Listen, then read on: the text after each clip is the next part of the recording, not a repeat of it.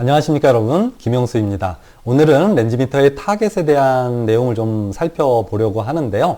오른쪽 그림을 한번 잠깐 소개해 드릴게요. 이 오른쪽 그림에서 보는 저 렌즈미터 같은 경우는 아주 초창기 때 사용되던 렌즈미터입니다. 1910년도, 한 20년도 그 사이에 만들어진 렌즈미터인데요. 현대에 사용하고 있는 렌즈미터와 거의 유사한 형태로 생겨 있죠. 그래서 과거에 1910년도에 최초로 이런 렌즈미터가 만들어진 이후로 현대까지 그 형태라거나 모양이 조금 변형이 생기긴 했지만 기본적인 원리는 동일하게 사용되고 있다라고 생각하면 좋을 것 같아요. 그런데 한 가지 크게 바뀐 부분이 있어요. 그 첫 번째는 뭐냐면 여러분들이 렌즈미터를 안을 이렇게 접안 렌즈를 통해서 들여다 봤을 때 안쪽에 보여지는 초록색 타겟이 있잖아요. 타겟의 모양이 좀 변화가 생겼어요. 그래서 현대에 사용되고 있는 타겟은 혼합형 타겟이라고 해서 과거에 사용되던 코로나 타겟과 크로스라인 타겟이 결합된 형태로 사용되고 있기는 하지만 과거에는 이렇게 합쳐진 혼합형 형태가 아니라 이런 코로나 타겟만으로 구성되어 있는 렌즈미터, 또 크로스라인 타겟으로만 구성되어 있는 렌즈미터가 존재했다. 따라서 오늘은 자, 첫 번째 코로나 타겟과 두 번째 크로스라인 타겟은 어떠한 형태이고 또 어떻게 사용되었으며 또 어떠한 장단점을 가지고 있어서 현대에 와서는 각각의 그 타겟의 장점을 결합한 혼합형 타겟을 사용하게 되었는가, 이런 내용에 대해서 좀 아주 간략하게 정리를 해드리려고 합니다. 자, 우선 코로나 타겟과 크로스라인 타겟 또 혼합형 타겟이 어떠한 형태로 생겨 있는지 그 모양을 알아야 되겠죠. 자, 1번 그림을 한번 봐주세요. 자, 1번 그림은 코로나 타겟을 보여주는 그림입니다. 여기에서 얘기하는 이 코로나라는 것은 광환이라는 뜻입니다. 광환, 말이 어렵죠. 한자어라서. 또는 다른 말로 무슨 뜻이 또 있냐면 왕관이라는 뜻도 있는데요. 어찌됐든 이 광환은 뭐냐면 빗으로 이루어진 동그라미를 뜻합니다. 그러니까 이거 쉽게 얘기하면 도너츠 얘기하는 거예요. 그래서 코로나는 이 도너츠 형태로 동그랗게 생긴 것을 코로나라고 얘기합니다. 따라서 1번의 이 좌측 그림을 보게 되면 이렇게 동그라미가 나타나죠. 이렇게 원형의 그걸 한자로는 환이라고 하는데 어쨌든 원이 하나가 나타나게 되어 있습니다. 그런데 이 환은 사실은 그냥 이렇게 동그라미 형태가 아니고요. 확대를 해보면 이런 형태로 생겨 있어요. 이 큰 구석에다 좀 그려볼까요? 동그라미, 동그라미, 동그라미, 동그라미, 작은 동그라미가 합쳐져서 하나의 원을 이루고 있습니다. 무슨 얘기냐면 이 중간에도 또 원이 또 있겠죠? 이렇게 원들이 구성되어 있다 보니까 아주 원들이 다닥다닥다닥 붙었으니까 결국은 이렇게 동그라미로 보여지겠지만 확대해서 보면 원으로 작은 원들로 구성되어 있다라고 생각하시면 좋을 것 같아요. 그러면 구면 렌즈를 측정할 때는 어떻게 되느냐? 이렇게 이 원형의 코로나가 흐리멍텅하게 보일 겁니다. 아주 흐리게 보일 때 굴절력 측정 핸들, 렌즈 밑에 굴절력 측정 핸들을 쭉 하고 회전시키다가 이 환이 가장 선명할 때 멈추시면 돼요. 그러면 구면 굴절력을 측정하는 것은 종료가 되는 거죠. 아주 심플합니다. 그런데 만약에 토릭 렌즈를 렌즈미터에 올려놓게 되면 어떻게 되냐면 다들 아시겠지만 토릭 렌즈는 두 개의 경선에서 가장 선명해집니다. 즉 강주 경선과 약주 경선에서 두 번 선명해지겠죠. 따라서 어떤 토릭 렌즈를 렌즈미터에 올려놓고 타겟이 코로나 타겟이라면 굴절력 측정 핸들을 쭉 하고 돌리다 보면 한 번 선명해지고요. 또 한 번 쭉 하고 돌리다 보면 한 번 선명해져요. 그래서 두 번 선명해질 때 이 1번 그림에서 우측의 그림과 같이 이런 원으로 구성되어 있는 코로나가 원주의 형태로 선의 형태로 길쭉해지는 형태로 변형이 생기게 됩니다.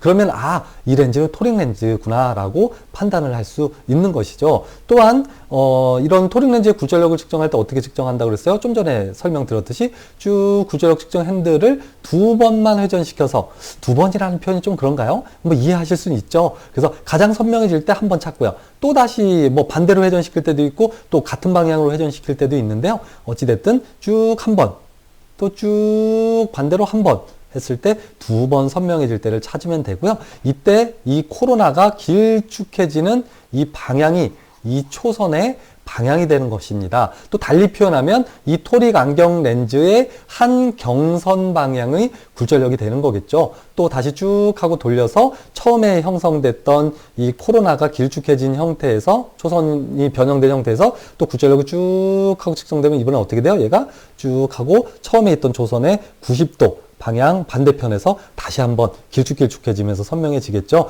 이러한 형태를 가지고 토릭 렌즈의 굴절력을 측정하는 것이 코로나 타깃이 되겠습니다. 뒤에서 다시 자세히 설명드리겠지만 장점을 먼저 말씀드리자면 난시가 있는 경우에도 측정이 아주 간단해요. 아무것도 쓸 거 없어요. 굴절력 측정 핸들만 한 번, 두 번 돌리면 끝!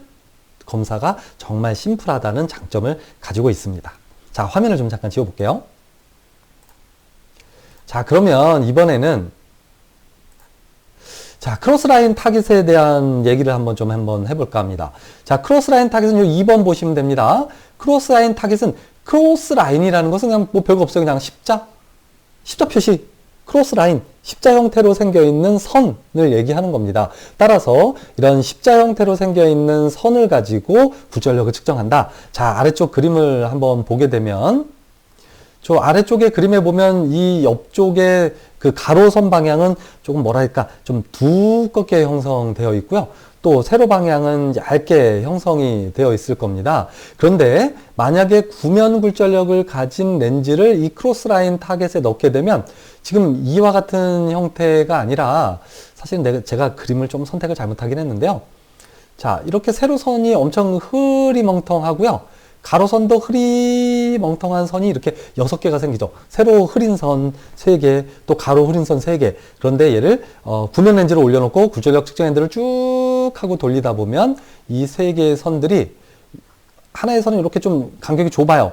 선명해지고요. 또 가로 방향은 또 이렇게 간격이 좀 넓긴 한데 어찌됐든 이 세로와 가로와 세로가 모두 다 선명일 때가 나타납니다. 이때 굴절력이 마이너스 2다이옵터라면 이 렌즈는 마이너스 2다이옵터의 굴절력을 가진 구면 굴절력을 가진 렌즈이구나 라는 걸 알 수 있는 거고요.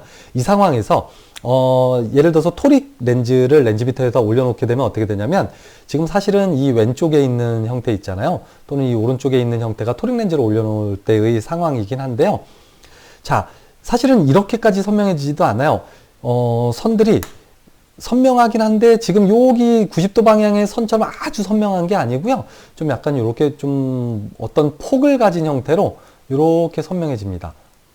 이 선도 이렇게 폭을 가진 형태로 굴절력 측정 핸들을 이렇게 돌리면 어떻게 되냐면 이렇게 선명해지긴 하는데 이렇게 약간 좀 두께를 가진 형태로 선명해지고요. 또 다른 방향으로 또 한번 돌리면 또 어떻게 되냐면 이렇게 두께를 가진 형태로 또 한 방향이 선명해져요.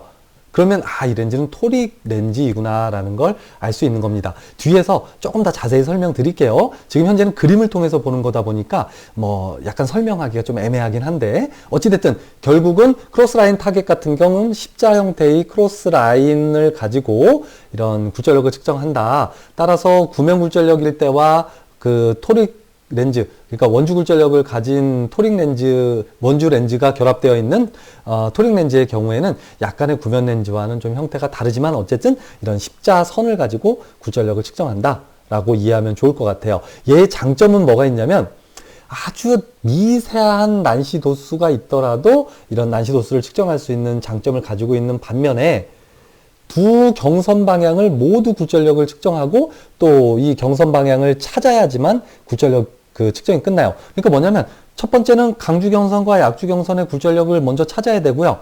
그 다음에 굴절력을 찾았으면 얘를 이렇게 크로스라인 타겟 회전 핸들을 회전시켜서 결국은 난시의 방향까지 찾아야만 굴절력 측정이 끝나요. 아까 코로나 타겟은 내가 뭐라 그랬어요? 그냥 굴절력 측정 핸들만 한 번, 두 번 돌리면 끝! 이라 그랬잖아요. 근데 크로스라인 타겟은 어떻게 되는 거예요? 처음에 이 두 개의 방향에서 얘와 얘가 모두 선명해질 때를 렌즈미터의 굴절력 측정 핸들을 돌려서 한 번, 두 번 일단 찾아요. 선명한 굴절력 그 위치를 찾아요. 굴절력을 찾는 거죠. 각각의 강주경선과 약주경선의 굴절력을 찾죠. 그 다음에 굴절력 크로스라인 타겟 회전 핸들을 쭉 하고 회전시켜서 결국은 최종적으로 그 초선의 방향, 달리 얘기하면 안경렌즈의 경선의 방향을 찾아야지만 굴절력 측정이 끝나요. 그러니까 얘기를 들어보면 좀 복잡하죠, 그죠? 그러니까 아주 미세한 난시도수까지 측정할 수 있는 장점, 또 이 축 방향을 정확하게 찾을 수 있다는 장점은 있지만 이게 약간 좀 시간이 좀 오래 걸리고 좀 약간 복잡하고 절차가 한 단계 정도 더 있고 한 문제가 있어요. 좀 이따가 내가 동영상을 준비했으니까 그 동영상 보시면 좀 더 이해가 잘 될 것이라 생각됩니다. 자, 화면 한번 다시 한번 지워보겠습니다. 자, 이번에는 마지막으로 혼합형 타겟입니다. 3번이에요. 여러분들이 현대에 사용하고 있는 모든 99.9999%의 렌즈미터는 모두 혼합형 타겟이에요. 지금 무슨 얘기냐면 요 중간 부분에 요 부분 좀 약간 요 길쭉한 부분 요 있잖아요. 요거 토릭 렌즈를 올려놓았을 때 이 코로나 타겟의 모양이죠. 그래서 코로나 타겟이 중앙 부분에 있고요. 또 이 선이 있잖아요. 이렇게 길쭉한 선 하나 있고요. 또 이렇게 또 길쭉한 선이 또 하나 있죠. 선이 두 개 있잖아요. 크로스 라인이 있잖아요. 그래서 크로스 라인 타겟이 포함되어 있는 코로나 타겟과 크로스 라인 타겟이 혼합되어 있는 혼합형 타겟도 있다. 자, 이제 뒷장부터는 그림과 동영상을 통해서 이 내용을 아주 더 심도 깊게 설명을 드려보도록 하겠습니다. 자, 일단 코로나 타겟의 형태를 그림으로 한번 좀 살펴볼게요. 자, 편의상 맨 왼쪽 그림을 1번, 가운데 그림을 2번, 맨 오른쪽 그림을 3번이라고 칭하겠습니다. 자, 1번 그림 같은 경우는 뭐냐면 코로나 타겟을 가진 렌즈미터를 이용해서 구면 렌즈를 측정했을 때요. 구면 굴절력을 가진 렌즈를 측정했을 때 이래요. 처음에는 이 코로나 타겟들이 어떠냐면 흐리멍텅한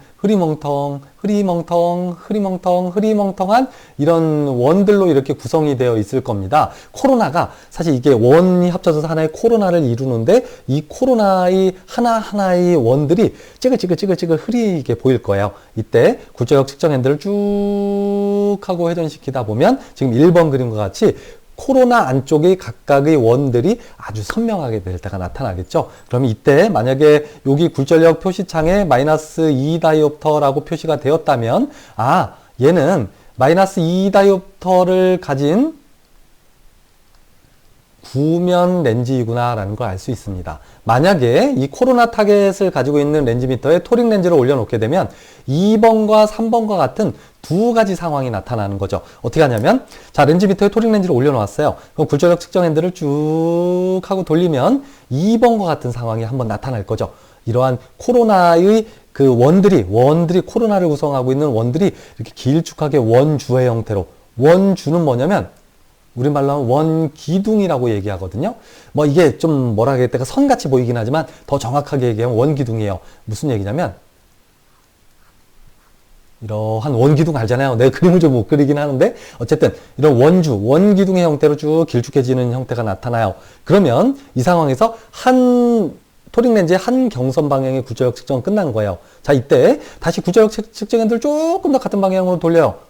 그랬을 때, 자, 3번과 그림과 같이 이번엔 초선이 이런 방향으로 나타났네요. 이 그림에서는 120도 방향이네요. 그죠? 이렇게 나타나면 측정 끝난 거예요. 그때, 자, 첫 번째 2번과 같은 상황일 때 표시창에 마이너스 5 다이옵터가 표시되었고, 그 다음에 3번과 같은 그림일 때 표시창에 마이너스 1.25 다이옵터라고 표시가 되어 있다면 표시하는 건 간단하죠. 이렇게 표시하는 거죠. 자, 얘는, 2번 그림이 이렇게 표시하죠. C-050, 그 다음에 축 방향은 어떻게 되는 거예요? 자, 요 방향이에요. 30도. 이렇게 표시를 해주면 되겠죠. 물론, 얘가 30도 방향을 가리키는지 이 코로나 타겟을 보고는 사실 알기가 힘들어요. 그럼 대략적으로 30도 방향이야 라고는 알 수 있어요. 더 정확하게 하려고 그러면 렌즈미터 안쪽에 이 타겟 말고요.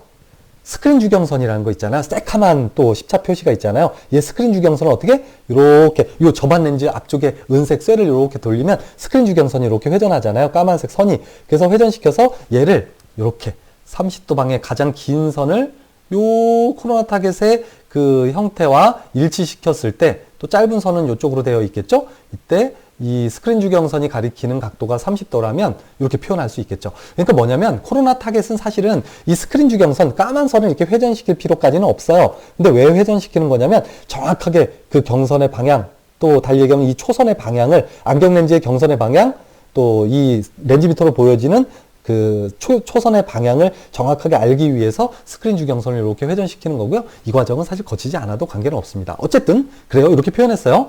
자, 3번과 같은 상황은 어떻게 표현하느냐? 이렇게 표현하는 거죠. 1.25 다이옵터니까 C-1.25 다이옵터 축 방향은 뭐?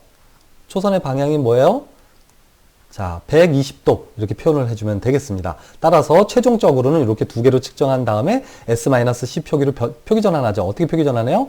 S-0.50 다이옵터 컨비네이션 C-0.75 다이옵터 AX 몇 도입니까? 120도가 되겠죠? 그래서 이 120도가 의미하는 건 뭐예요? 얘는 기준 주경선이죠. 기준 주경선 굴절력은 스페리컬을 얘기하고 뭐 이런 얘기는 몰라도 돼요. 어찌됐든 코로나 타겟 같은 경우는 측정이 정말 심플합니다. 그냥 구조력 측정 핸들만 한 번, 두 번 돌면 끝!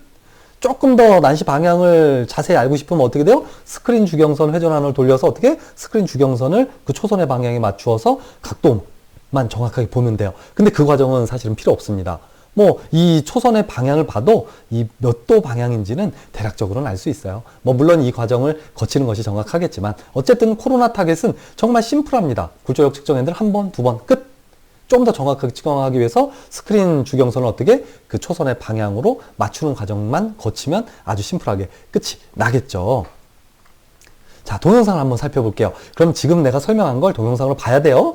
맨날 이게 그림으로 보다 보니까 이게 뭐 어떤 문제를 접했을 때 이해가 안 되잖아요. 내가 본 적이 없는데 한 번도. 코로나 타겟만 구성된 렌즈미터를 본 적이 없는데 알 수가 없죠. 그래서 내가 그 동영상을 준비했어요. 그런데 좀 하나 참고할 건 이 동영상이 원래는 이렇게 세로 방향으로 되어 있는 걸 이게 PPT가 가로잖아요. 그래서 내가 가로로 좀 눕혔어요. 그래서 90도 방향이 여기 180도 방향에 와 있고요.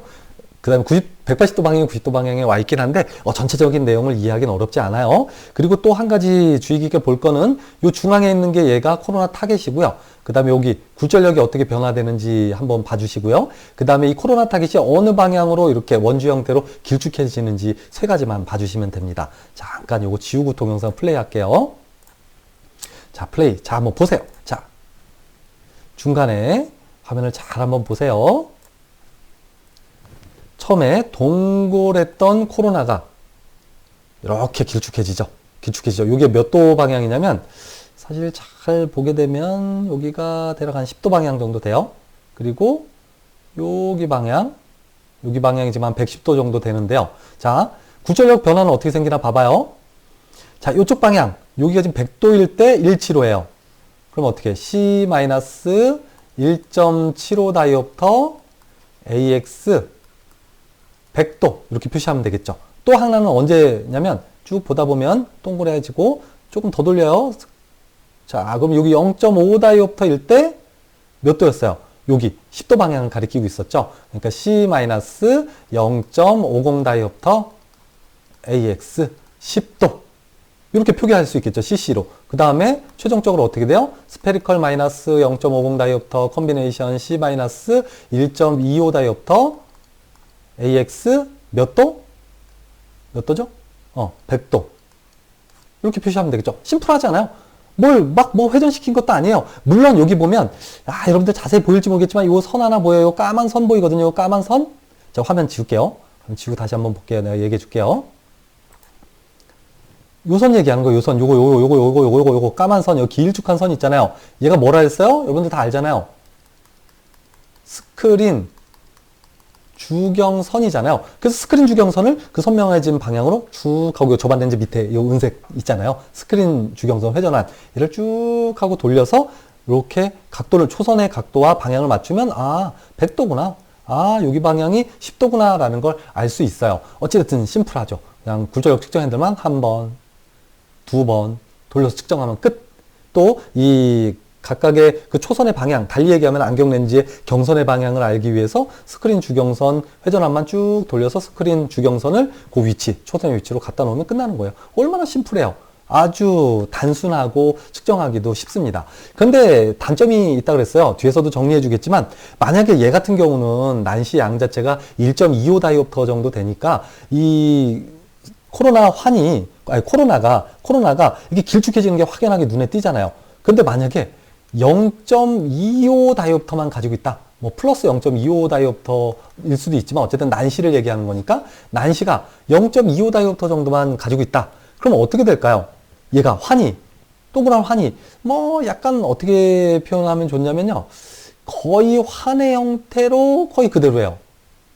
환의 형태가 여기 좀 두께만 좀 가지고 있겠지만, 뭐 거의 그냥 지금 이 상태 있잖아요. 이 상태에서 큰 차이가 없어요. 그러니까, 야, 이게 난시가 있는 건지, 난시가 없는 건지, 아무리 굴절력을 굴절력 측정 핸들을 돌려도, 야, 이게 난시가 있나? 난시가 없나? 왜? 환 자체가 지금 봐봐요. 요 환이 있잖아요. 환 자체가 조금 뭐랄까 구멍 굴절만 가지고 있을 때는 완전 동그란 환이지만 걔보다는 조금 이렇게 넓어져요. 지금 중간 부분 요 상태가 난시가 있는 상태예요. 그러면 약간 내가 제일 선명하게는 맞춰서, 그러니까 강주경선과 약주경선의 중간경선 굴절력이거든요. 그 중간경선 굴절력에서 제일 선명해지긴 하지만 뭐 더 이상 선명해지는 것이 없어요. 그러니까 이렇게 아주 동그란 원의 형태, 얇은 원의 형태는 생기지 않는단 말이에요. 그래서 난시가 있구나라는 걸 알지만 이게 초선의 형태로 이렇게 아주 길쭉해지지 않으니까 미세한 난시, 작은 굴절력을 가진 토링 렌즈의 굴절력을 측정하기에는 조금 한계가 좀 있어 보입니다. 하여튼 나중에 한번 이 동영상 돌려보면서 한번 생각해 보세요.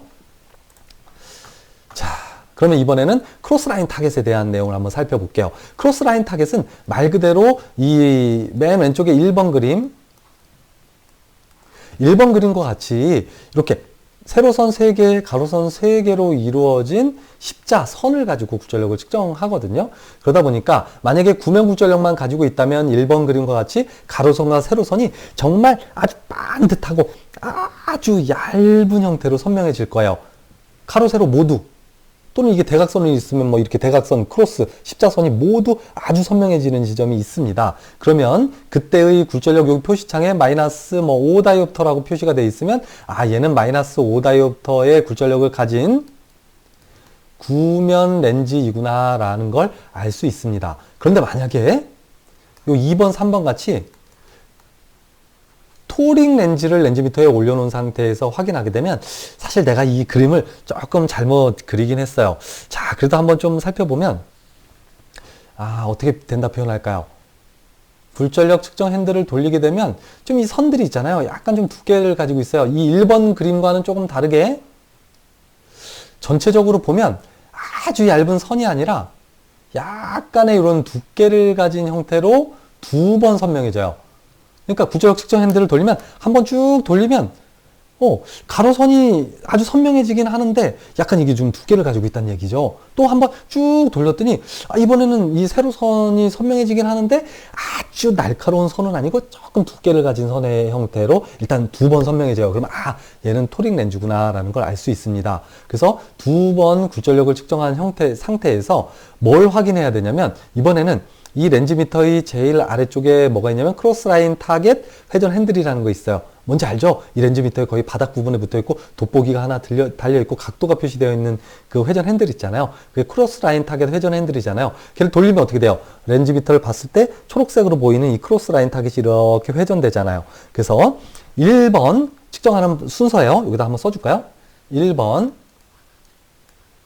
굴절력 측정 핸들을 회전시켜서 토링 렌즈의 두 경선의 굴절력을 일단 측정한다. 자, 2번째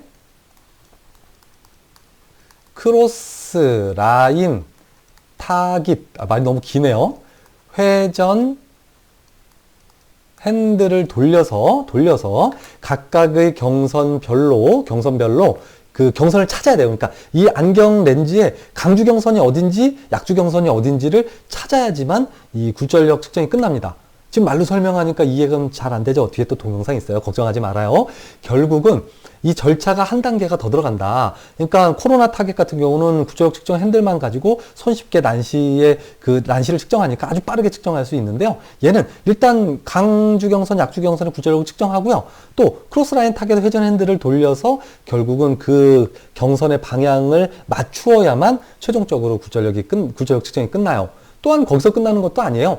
얘도 더 정확하게 알려고 그러면 안에 스크린 주경선도 이렇게 회전시켜서 방향도 맞춰야 돼요. 그러니까 스텝이 3가지가 되는 거죠. 그러니까 절차가 1, 2, 3단계까지 되니까 아주 복잡하고 절차도 좀 시간도 좀 오래 걸리는 단점을 가지고 있어요.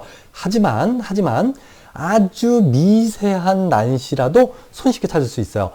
손쉽게 찾을 수 있어요. 왜냐면 이 선들이 아주 반듯한 선이니까 얘가 조금 0.25 다이옵터만 가지고 있어도 이 선들이 아주 흐려지거든요. 선명해지지 않고. 그건 동영상을 통해서 한번 살펴보면 여러분들이 이해하시기가 편할 거니까 동영상을 한번 살펴보도록 할게요. 자, 이 동영상이에요. 자, 플레이 한번 시켜볼게요. 한번 지켜보세요. 자, 처음에 이걸 멈추면서 한번 보여줄까요? 이건 어떤 단계냐면 지금 자, 측정이 이렇게 되면 이제 여기가 측정이 끝난 한 경선의 굴절력 측정이 끝난 거예요. 자, 동영상을 처음부터 한번 볼게요. 다시. 자, 처음에 굴절력, 자, 요 단계가 뭐냐면, 요 상황이 뭐냐면, 굴절력 측정 핸들을 쭉 하고 돌리면, 요렇게 하나의 방향의 선들이 모두 선명해져요. 그런데 이 뒤쪽에 한번 봐봐요. 이 뒤쪽에 요런 선들, 요거 되게 흐리멍텅하게 보이는 뒤에 선 보이죠? 배경에 보이죠? 이 선들이 뭐냐면, 그러니까 결국은 한 주경선 방향만 굴절력을 먼저 측정하는 거예요. 그러면 아까 그림에서 보듯이 아주 선명하고 날카로운 선이 아니라 선명하긴 한데 뭔가 두께를 가진 그 선들이 3개가 이렇게 나타나죠. 그러고 나면 일단 굴절력 측정은 끝난 거예요.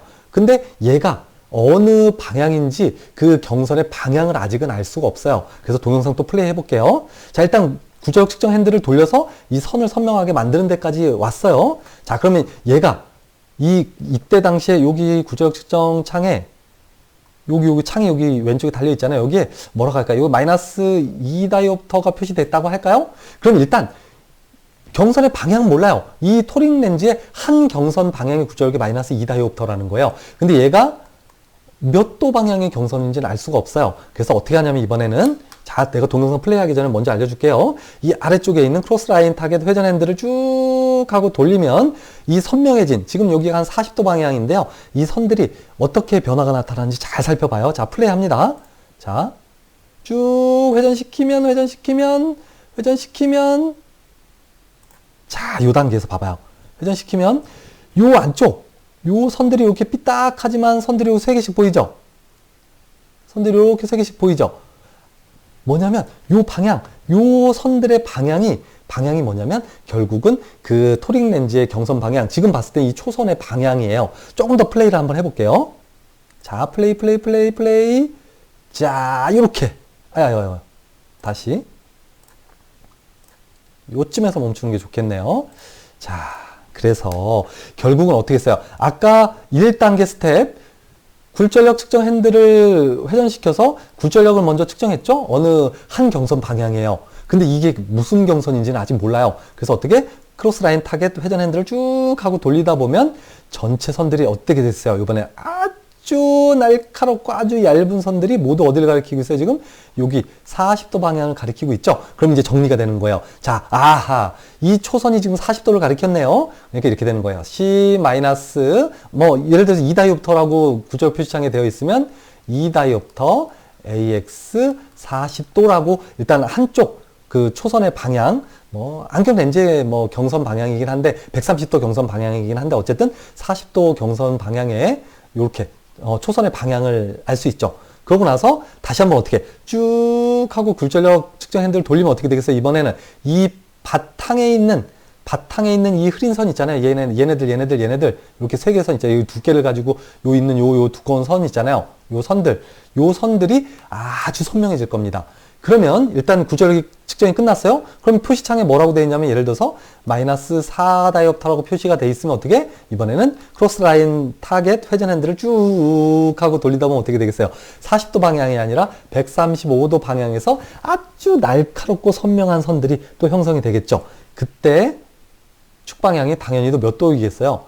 130도이겠죠. 그럼 C-4 다이옵터 130도 이렇게 표현을 하면 됩니다. 그래서 최종적으로 스페리컬 마이너스 2 다이옵터 콤비네이션 C-2 다이옵터 그 다음에 축 방향은 몇 도가 될까요? 130도 이렇게 S-C 표기로 표기하면 되겠습니다. 그러니까 이게 어떻게 되겠어요? 야, 이게 복잡해요. 그러니까 한경선의 그 구조력을 측정하고 또 크로스라인 타겟 회전 핸들을 회전시켜서 그 초선이 지금 몇 도 방향인지를 찾아야 된단 말이에요. 그러니까 이 측정 절차가 두 가지를 따로따로 측정을 해야지만 최종적으로 한경선의 구조력을 측정할 수 있고 또다시 구조력 측정 핸들을 또 돌리고 또 크로스라인 타겟 회전 핸들을 또 돌려서 그 방향을 찾아야지만 결국은 두 주경선 방향의 토릭 렌즈의 구조력을 측정할 수 있게 되는 것이겠죠. 자, 화면을 지우고 동영상 한번 살짝 다시 한번 보고 넘어갈게요. 자, 플레이. 자, 한번 보세요. 자, 처음부터 한번 볼까요? 잠깐만요. 플레이가 쭉 되고, 자, 다시 처음으로 플레이가 돌아올 겁니다. 자, 처음부터. 자, 구조력 측정 핸들을 돌렸어요. 찾고, 자, 크로스라인 타겟 회전 핸들을 쭉 돌려서 한경선의 방향을 쭉 하고 찾았죠. 그러고 나면 다시 굴절력 측정 핸들을 다시 돌려서 또 이쪽 방향의 굴절력을 측정하고, 그죠? 그 경선방의 굴절력 측정하고 다시 크로스라인 타겟 회전 핸들을 다시 화면과 같이 돌려서 그 방향을 또 찾아야 된단 말이에요. 이러다 보니까 절차가 얼마나 복잡해요. 그죠? 자, 이렇게 해서 동영상 일단 넘어갈게요. 자, 결국은 이제 정리를 한번 해보고 마무리 짓도록 하겠습니다. 지금 시간이 30분이 넘었네요. 자, 결국은 코로나 타겟이라는 것은 이것만 기억하면 돼요. 형태가 원형의 형태를 가지고 있기 때문에 방향성이 없어요. 따라서 장점은 방향성이 없는 원형의 타겟을 가지고 있기 때문에 주경선 방향을, 그러니까 주경선 그 방향을 찾을 필요가 없는 거예요. 얘가 딱 하고 돌리면 그 주경선 방향으로 얘 초선이 생기니까요. 원은 방향이 없잖아요. 그래서 그 방향으로 쭉 하고 늘어나니까요. 또 이쪽 방향으로 늘어나고 이쪽 방향으로 늘어나니까 물론 스크린 주경선 회전환을 돌려서 더 정확하게 각도를 찾을 수도 있지만 그 과정은 사실 필수적인 건 아니거든요. 따라서 장점이라고 하는 것은 그런 한 번 구조력 측정 핸들 한 번, 또 구조력 측정 핸들 한 번, 구조력 측정 핸들을 두 번 돌리는 것만으로도 모든 토릭 렌즈의 측정이 끝난다. 그러니까 간편하고 빠르고 쉽다라고 이해하면 좋을 것 같아요. 근데 단점은 뭐가 있냐면 약한 도수의 굴절력을 가진 토릭 렌즈 또는 이 실린더 렌즈의 경우에는 이 회전환이 지금 왼쪽에서 그림에서 보여진 것 같이 이게 길어진 건가? 안 길어진 건가? 사실 알기가 쉽지 않은 단점을 가지고 있어요. 그래서 토릭 렌즈에서 난시 굴절력이 좀 높다면 측정하기가 쉽겠지만 난시 굴절력이 낮으면 측정하기가 어렵다. 반면에 크로스라인 타겟은 이것만 알고 있으면 됩니다. 그 형태, 크로스라인 타겟의 형태가 선 모양을 가지고 있고 따라서 방향성을 가지고 있다. 그래서 측정할 때 어떻게 돼요? 정확하게 측정을 하기 위해서 구조력 측정 핸들을 한번 회전시키고 또 어떻게 한다 했어요? 크로스라인 타겟 회전 핸들을 돌려서 요 밑에 단점이 나왔잖아요. 선 모양 타겟이기 때문에 토릭 렌즈의 주경선과 일치하도록 크로스라인 타겟을 조작해야 한다. 그러니까 구조력 측정 한번, 크로스라인 타겟 회전 핸들 한번 회전시키면 어떻게 돼요? 두 가지 절차가 끝나면 한 주경선 방향 구조력의 측정이 끝난 거예요. 또 구조력 측정 핸들을 또 돌리고 선명하게 찾고 또 크로스라인 타겟 회전 핸들을 또 돌려서 반대편 경선까지 측정을 해야 총 4번 스텝, 4번의 단계를 거쳐야만 측정이 가능하다 보니까 시간도 오래 걸리고요. 복잡하고요. 이런 단점을 가지고 있어요. 대신 장점이라고 하는 건 뭐가 있어요? 아주 약한 굴절력이라도 난시, 그러니까 이런 거죠. 예를 들어서 스페리컬 마이너스 2 다이옵터, C 마이너스 0.25 다이옵터, 이런 아주 낮은 도수의 굴절력을 가진, 난시 도수를 가진 그 토릭 렌즈라도 측정이 용이하다. 왜 그러냐면 이 선들이 있잖아요. 조그만 난시 도수만 가지고 있어도 그 스크린 주경선 회전환을 이렇게 돌리게 되면 그 선들이 이렇게 아주 미세하게 나타나거든요. 또한 이런 토릭 렌즈면 0.25 다이옵터의 난시만 가지고 있어도 이 구조력 측정 핸들 돌리면 어떻게 된다 그랬어요? 선이 선명해지긴 하는데 완전 아주 날카로운 선은 아니라 그랬잖아요. 그래서 선이 약간 두께를 가져요. 그러면 이게 토릭 렌즈구나. 그래서 구절력을 먼저 측정하고 또 그 스크린 주경선 크로스라인 타겟 회전 핸들을 돌려서 방향 찾고 또 반대편 주경선 찾고 구절력 찾고 또 크로스라인 타겟 회전 핸들을 돌려서 또 그 주경선의 방향을 찾고 이렇게 해서 측정을 하면 되겠습니다. 그런데 마지막으로 혼합형 타겟 같은 경우는 다들 알겠지만 이 장점만을 취한 거예요. 뭐냐면 이 중간 부분에 코로나 타겟이 있으니까 코로나 타겟의 장점이 뭐예요? 그냥 아주 그 난시의 굴절력을 손쉽게 한 번, 두 번 아주 손쉽게 측정할 수 있어요. 그러니까 이 크로스라인 타겟을 보지 않고 그냥 중간에 코로나 타겟만 봐도 아하 이렇게 됐구나. 얘가 몇 도 정도를 가리키겠구나. 또 한 번 돌려서 회전해서 얘가 몇 도 경선의 그 굴절력이구나, 몇 다이옵터구나를 알 수 있어요. 그냥 요걸로만도 끝날 수 있어요. 근데 어떻게 돼요? 요 방향은 대략 40도 방향인데 조금 더 정확하게 알기 위해서 어떻게 크로스라인 타겟 회전 핸들을 쭉 하고 돌리면 어떻게 될까요? 최종적으로 요 크로스 라인도 요쪽 방향으로 선명해지는 방향을 가리켜서 쭉 하고 길게 놓여지잖아요. 그래서 더 정확하게 측정할 수 있겠죠. 그래서 이 혼합형 타겟 같은 경우는 낮은 도수의 굴절, 난시 도수이든 뭐 실린더 굴절력을 가진 렌즈든 높은 굴절력을 가진 토링 렌즈든 상관없어요. 그리고 이 축 방향도 아주 정확하게 찾을 수 있고 또 빠르게 측정할 수 있다는 장점을 가지고 있는 거죠. 그러니까 혼합형 타겟 같은 경우는 결국 코로나 타겟과 크로스라인 타겟을 모두 조합했다라고 생각해주면 좋겠습니다. 자, 마지막으로 예제 문제를 한번 살펴볼까 합니다. 자, 이 예제 문제는 내가 그러면 이런 것들을 여러분들께서 왜 알아야 되는지에 대한 좀 뭐 설명? 뭐 그렇지는 않을 수도 있는데 한번 볼게요. 자, 문제가 이렇습니다. 타깃 모양에 따른 렌즈미터의 특성에 대해서 옳은 것을 고르시오라는 문제였습니다. 자, 1번.